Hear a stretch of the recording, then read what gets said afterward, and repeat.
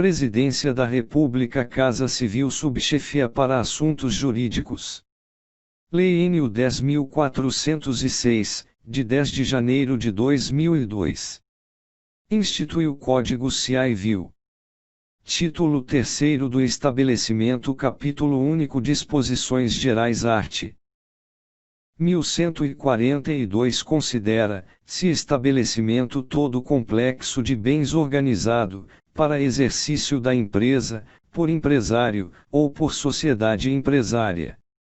Art. 1143. Pode o estabelecimento ser objeto unitário de direitos e de negócios jurídicos, translativos ou constitutivos, que sejam compatíveis com a sua natureza. Art. 1144. O contrato que tenha por objeto a alienação, usufruto ou arrendamento do estabelecimento, só produzirá efeitos quanto a terceiros depois de averbado à margem da inscrição do empresário, ou da sociedade empresária, no Registro Público de Empresas Mercantis, e de publicado na imprensa oficial. Art. 1145. Se ao alienante não restarem bens suficientes para solver o seu passivo, a eficácia da alienação do estabelecimento depende do pagamento de todos os credores, ou do consentimento destes, de modo expresso ou tácito, em 30 dias a partir de sua notificação. Art. 1146. O adquirente do estabelecimento responde pelo pagamento dos débitos anteriores à transferência, desde que regularmente contabilizados, continuando o devedor primitivo solidariamente obrigado pelo prazo de 1 ano, a partir, quanto aos créditos vencidos, da publicação, e, quanto aos outros, da data do vencimento. Art. 1147. Não havendo autorização expressa, o alienante do estabelecimento não pode fazer concorrência ao adquirente, nos 5 anos subsequentes à transferência. Parágrafo único. No caso de arrendamento ou usufruto do estabelecimento, a proibição prevista neste artigo persistirá durante o prazo do contrato. Art. 1148. Salvo disposição em contrário, a transferência importa a sub-rogação do adquirente nos contratos estipulados para a exploração do estabelecimento, se não tiverem caráter pessoal, podendo os terceiros rescindir o contrato em 90 dias a contar da publicação da transferência, se ocorrer justa causa, ressalvada, neste caso, a responsabilidade do alienante.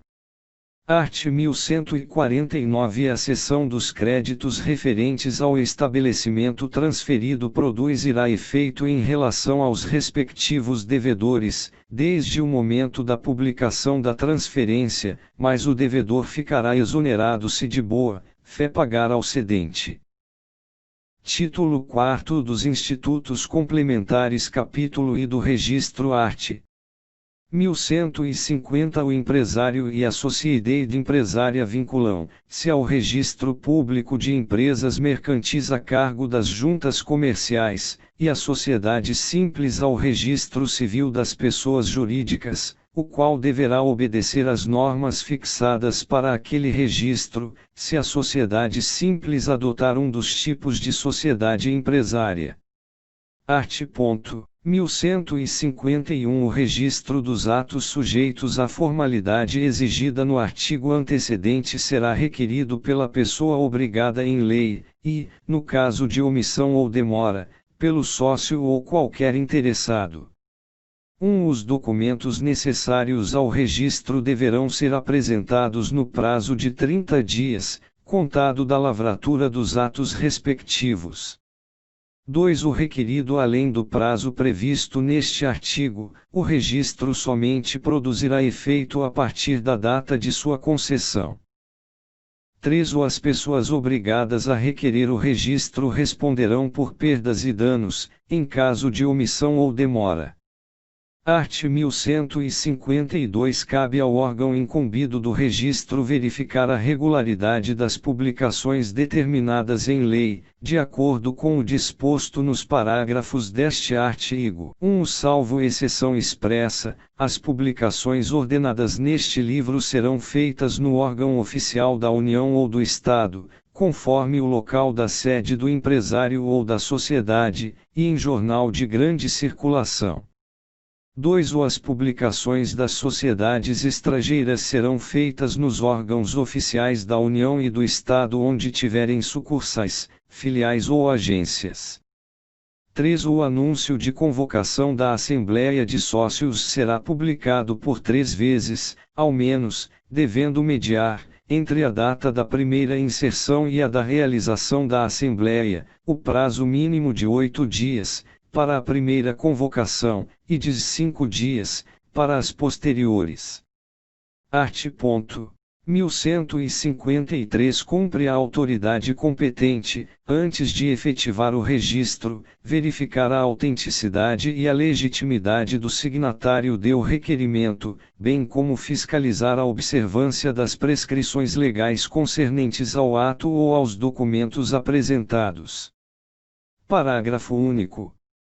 Das irregularidades encontradas deve ser notificado o requerente, que, se for o caso, poderá saná-las, obedecendo às formalidades da lei. Art. 1154. O ato sujeito a registro, ressalvadas disposições especiais da lei, não pode, antes do cumprimento das respectivas formalidades, ser oposto a terceiro, salvo prova de que este o conhecia. Parágrafo único.